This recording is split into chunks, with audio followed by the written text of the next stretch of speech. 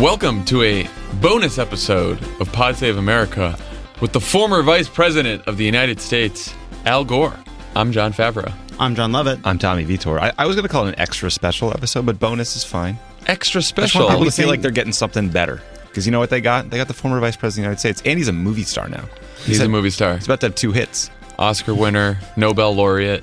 We're talking to former Vice President Gore about his new movie, An Inconvenient Sequel, Truth to Power, which is out now in select theaters and everywhere August 4th. You should see this movie. So the three of us saw it on Monday evening to preview it. It is an excellent movie. Everyone should go see it. Go see the movie. Go see the movie. If you're in New York and LA, you can see it right now. If you care about climate change, you go see the movie. Yeah, bring a friend. If you have a friend who doesn't believe in climate change, maybe bring them. That's even more important. Especially if it's the president. Are you Anthony Scaramucci looking for a Sunday film? How about you take your boss? Go hang out. Because until he started deleting tweets, he believed in climate change. That's right. So maybe the Mooch and Trump can go see the film. I mean, Al Gore has already talked to him about it in person. But I have some breaking news, though. Ooh. We already filmed the episode, the conversation with Vice President Gore. Recorded. We don't film yet. Good call. He was very funny. He was loose. Lovett tried a bunch of jokes. No spoilers. Lovett tried a bunch of jokes. Some of them landed. Some of them landed. A lot of them landed. The first You can be the judge. You be the judge, guys. You're the audience. We listen to you. He turned and looked at me, and for 1 second, I was back in that van where I made that joke about Buzz Aldrin, and I thought he was going to punch me in the face. But then he laughed, and he was in on it. It was good. He did tell you were funny at the end. He said, you're funny. That was nice. Okay, well, not to give it all away, you're about to hear it. So, without further ado, our interview with former Vice President Al Gore. And see the movie. Adieu. We are very lucky to have with us today on the pod former Vice President Al Gore. We are talking about his brand new movie, An Inconvenient Sequel, Truth to Power. It is out now in select theaters and everywhere on August 4th. Mr. Vice President, welcome to Pod Save America. Well, thank you very much. I'm happy to be here. There's sort of a big difference between this movie and the original movie, which is I felt like the first movie was a case based on facts and data and the predictions about the future. This movie felt much more about here's what's happening right now, here are the changes you can see on the ground. What was the most surprising, shocking thing you saw while shooting for this movie?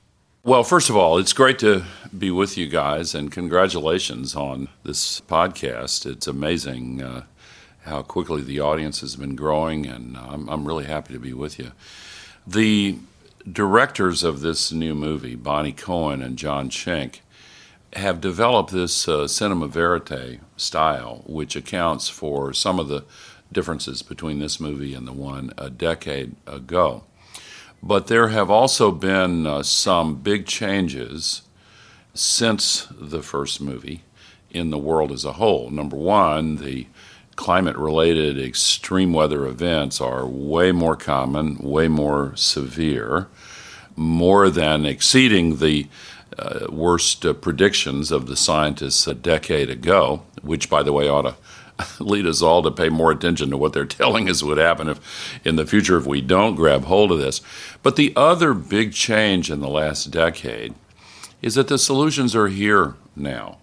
And in many areas of the world, to pick one example, electricity from solar and wind is now cheaper than electricity from fossil fuels. In many cases, less than half the cost of electricity from fossil fuels. And because the cost continues to drop for renewables, before too long, it's going to be that way in most of the world. There was just a contract signed in Arizona at less than half the cost of electricity from fossil fuels. Electric cars are coming online. India, astonishingly, announced last month that within only 13 years, 100% of all their new cars and trucks are going to have to be electric vehicles, which is amazing and really heartening. India and China are closing hundreds of coal-burning plants, quickly expanding their solar installations, in particular, also wind. So I was shocked to circle back to the specific question by the speed of the decay, degradation, melting in Greenland. I've been to Antarctica twice. That's not included in this movie, but the same thing is going on there. And I must say, in Tacloban, the impact on the people there of Super Typhoon Haiyan was really shocking. But in the positive sphere, I was shocked by the incredible growth of solar in Chile. Wow. Michelle Bachelet, their president, she's the second time around there, and I worked with her extensively in her first term. She came back in and really went to town on this, and it's teaching a lesson to a lot of other countries who are now poised to follow that same breakout. Mr. Vice President, the movie builds to this incredible moment at the Paris Climate Accords, and you're in these negotiations with business leaders and foreign heads of state, and then the world takes this meaningful action to stop climate change, and then Trump is elected, and it unravels what was accomplished in some ways, and it feels deflating. And I think for a lot of Democrats who are watching the news day to day, they feel that sense of deflation about a lot of things they care about that Trump is pushing for, like the healthcare bill. What's your message to people who feel frustrated by stymied progress on climate change, and to progressives generally who want to keep fighting for the things they care about? Yeah, hang in there. We're going to win this. I've been at this for 40 years, and I've seen a bunch of setbacks and obstacles to get around, and Trump is certainly a big one. But, the Paris Agreement was designed in a way that makes it technically impossible for the U.S. to actually leave the Paris Agreement until the day after the next presidential election in 2020. And if there is a new president, please God, if not before, please God, then a new president could merely give 30 days notice and rejoin the Paris Agreement. But I was really concerned when he announced the withdrawal, because I feared that a number of other countries, and I had a few I was particularly worried about, would use that as an excuse to withdraw themselves. Mm-hmm. But it didn't happen. And to the contrary, the entire rest of the world redoubled their commitment. That process is ongoing, as if to say, we'll show you, Donald Trump. And here in the U.S., a lot of governors and mayors and business leaders stepped up to the plate, filled the gap, said we're still in the Paris Agreement. And it now looks as if there's a real good chance that the U.S. will end up meeting the commitments made by former President Obama in the Paris Agreement, regardless of Donald Trump. Now, that's not to say he's not trying to do a lot of damage, and he's surrounded himself with a rogues gallery of climate deniers who are doing really awful things. Not a Scott Pruitt fan. No, I'm not. I thought they were the best people. Have I been misinformed? I was told about 6 months. These were the best people by him. No? And you believe him. I believe my president. Am I wrong? Yeah. What kind of cynics am I dealing with here? Yeah. Well, we do have some resilience in our American system, and the courts have blocked some of what he's tried to do. The Senate defeated his effort to repeal the so-called methane rule, and a number of Republican members of the House have now switched over to supporting solutions to the climate crisis. I love this so-called Noah's Ark caucus, and people think it's named as an analogy to the biblical deluge, and I guess it is, but it's also in reference to the fact they can only join 2 by 2, one Republican and one Democrat, and they're up to 30 some odd members now. And we're actually close to a working majority in the Congress. Of course, the elections next year are going to be absolutely crucial, more than ever. And, who knows what's going to happen where the White House is concerned. The next few months are likely to be pretty challenging for the country. I don't want to take us down that rabbit hole, but we're down there. Yeah. We'll take pictures for you. What's the old song? Been down so long, it looks like up to me. So you said in the movie that we don't just have a climate crisis, we have a democracy crisis. Yeah. If I had seen this movie a few years ago, my first reaction would have been, if only everyone could see this movie, we wouldn't have so many climate deniers. Yeah. Today, we have a president who spends all day attacking fake news. We have a good chunk of the Republican Party who doesn't even believe things they read in the New York Times or that they see on CNN, let alone a movie from Al Gore, right? So how do we break through? How do we fix this democracy problem as it relates particularly to the spread of information in the media and trying to persuade people about the crisis that we're facing? Well, now Trump seems to spend all day attacking his own attorney general and the and the White House chief of staff and the communications director have been. I think Anthony Scaramucci used the phrase "Cain and Abel" this morning. Yeah. Oh, okay. Talked about treason, talked about hanging. There was a lot of things happened on CNN this morning with Anthony Scaramucci. It's a real problem. I'm sleeping through all this news. And you're still believing. I wake up and they've lied all morning. I don't think you got to the end of the Cain and Abel story. That's right. Yeah, that's right. Well, we do have a democracy crisis for sure. And big money has been playing a very toxic role. You know, I have watched the Congress for most of my life because my dad was in the Congress for 10 years before I was born, and I was elected back in the mid-'70s. And I've watched the impact of big money grow and grow and grow. It really kind of started when television displaced print as the dominant medium, and candidates became dependent on these 30-second TV commercials to reach the voters and the audience, and all of a sudden there were gatekeepers that charged huge amounts of money. So contrary to what it was like in the mid-'70s, now the average member of Congress and House and Senate spends 4 to 5 hours every day begging special interests and rich people for money, and human nature being what it is, you get the result that the piper demands payment and gets it, and that's it. But this podcast, not to engage in transparent flattery, but this podcast is an example of the new internet-based media that has the potential for restoring the vitality of American democracy by returning to a model for information dispersal that the printing press made possible, where an individual with smart ideas or a small group can actually reach out and connect with an audience that agrees with them, and then there's strength in numbers, and the gatekeepers are not playing a big role now. And we're in a transition period. Aggregate ad revenue on the internet just crossed over and surpassed broadcast cable satellite for the first time this year. But the big advertisers still prefer TV, and so the transition is continuing.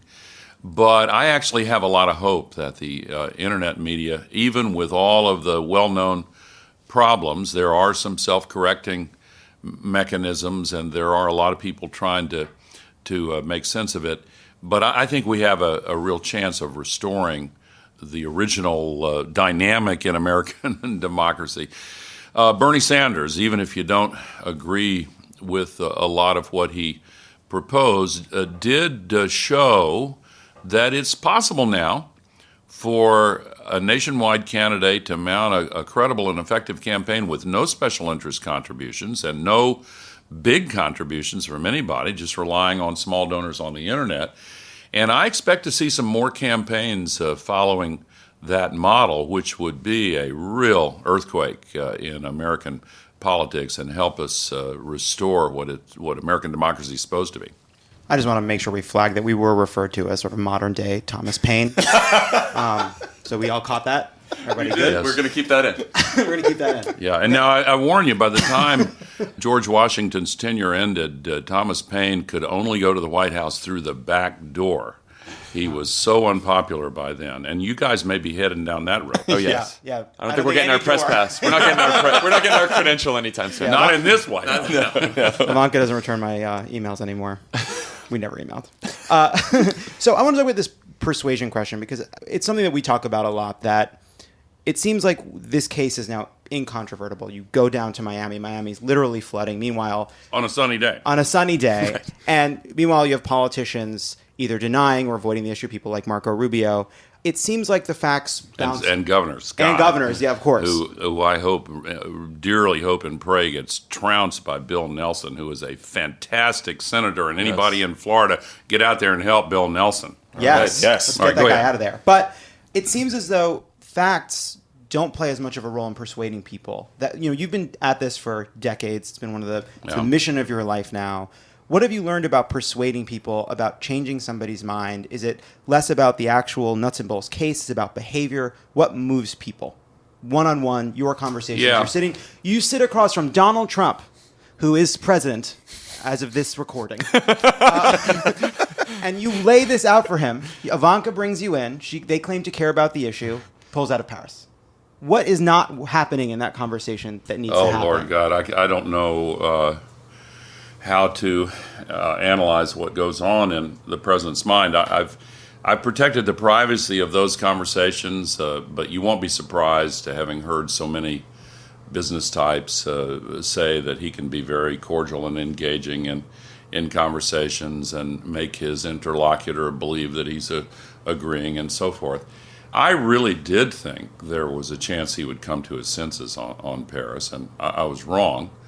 And I think that I already mentioned he surrounded himself with all these climate deniers, and I think that he's obviously following a strange blueprint of just continuing to play to his base, which is a shrinking minority of the American people, and count on the differential intensity of that base to counterbalance the majority who is getting increasingly apprehensive about him.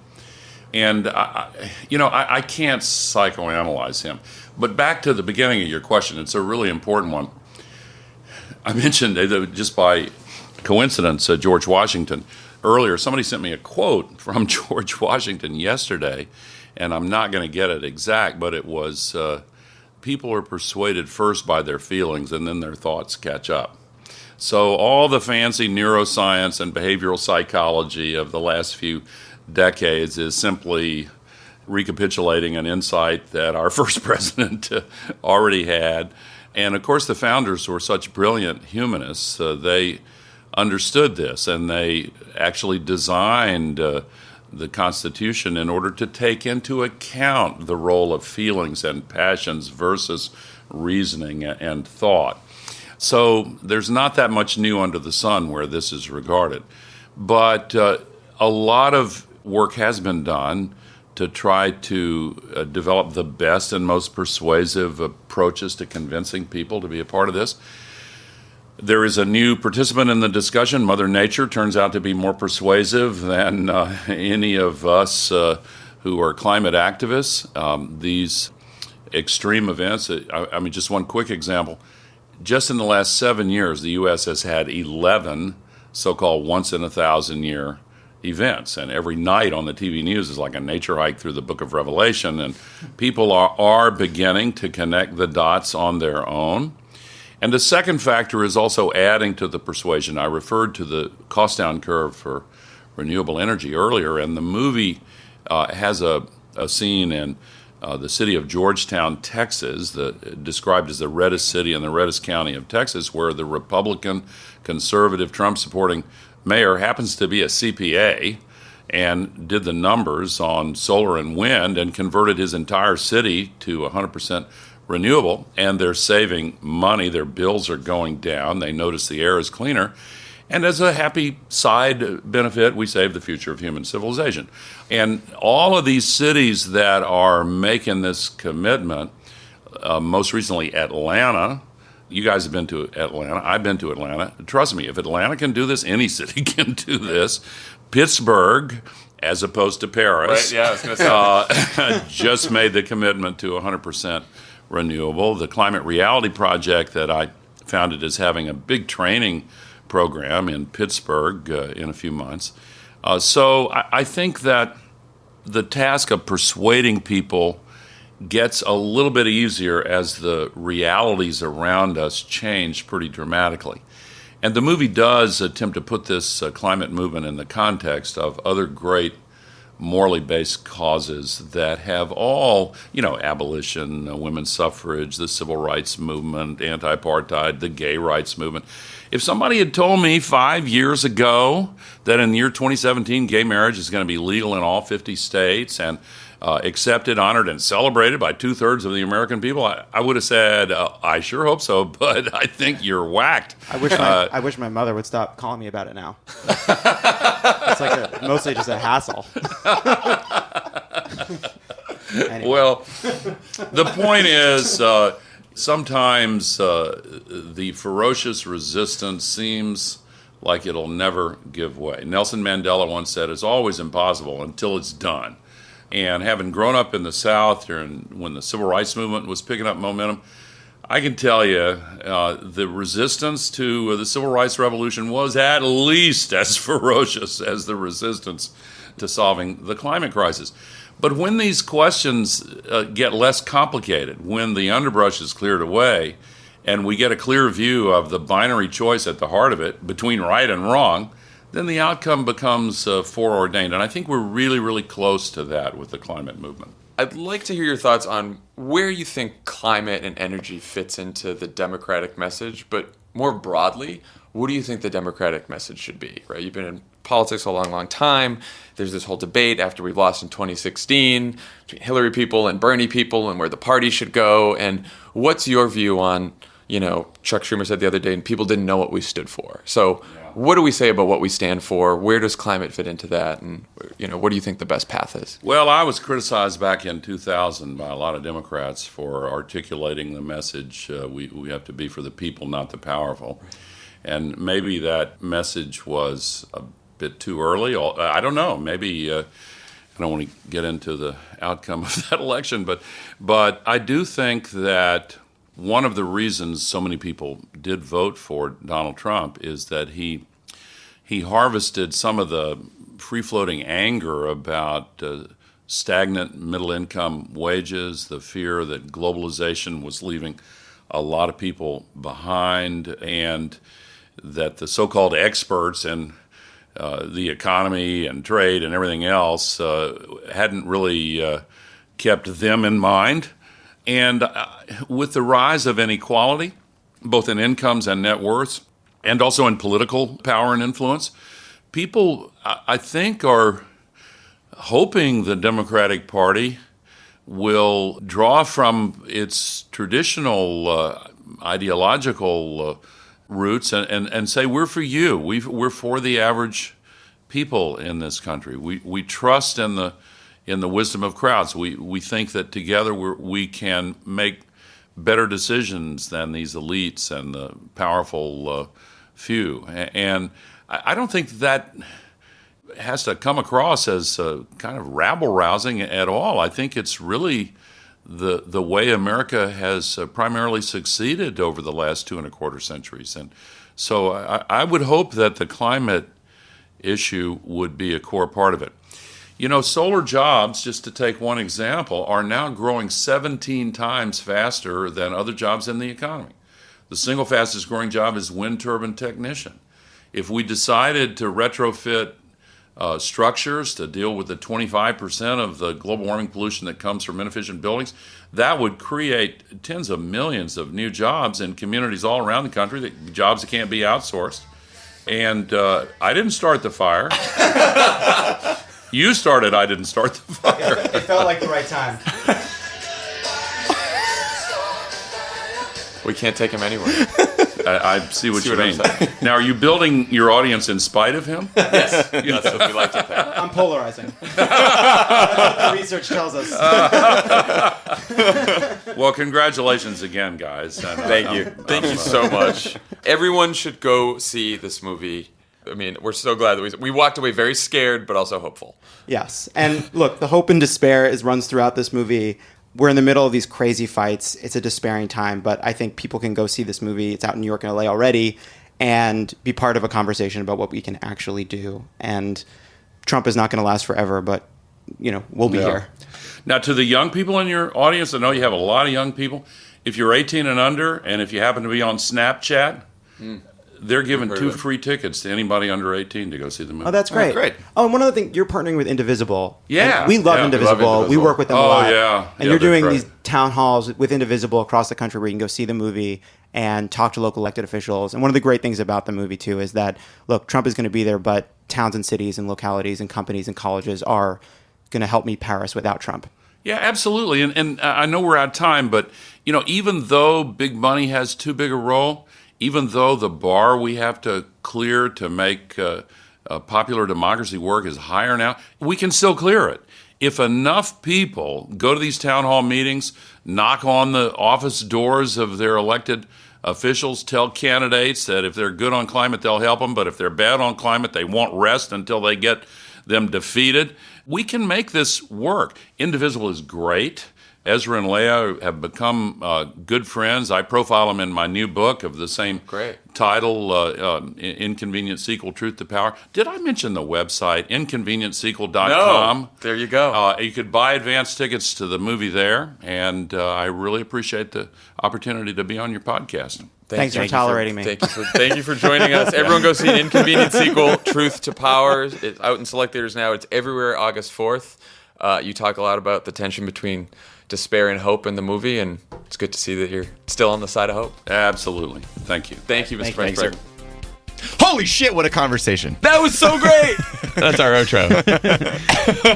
We're recording the outro. Beginning of outro. Anyway, that was a great conversation with Al Gore. We are very grateful to him for sitting down with us. Everyone go see An Inconvenient Sequel, Truth to Power. Bring a friend. Bring your climate denier friends. And go to inconvenientsequel.com and you can find out about the town halls and the other activism. Indivisible, our good friends, are doing some kind of a guide with the As they thing. just heard on the episode. Yeah, it's but great. we didn't really get into the guide part of it. Cool. And Snapchat is doing something They told us to mention. that we're told to mention where you can get free tickets if you Are under Snapchat 18. some stuff If if you're you're under under 18, 18. and you see the movie. as the vice president just described. So listen, Tommy left some holes there. You're going to have to plug those in yourself. Which you probably, or maybe they're plugged by hearing the episode. You know what I wanted to ask him, but I didn't, which is what's one good thing that climate change is doing? I know, that was a great question That on was the list. funny. I thought you were going to get there. I know, but we ran out of time. Should we go back in time? I'll text him. Okay, great. We Cool. text now. All right, guys. We'll see you later. Have a great weekend. End Bye. of outro.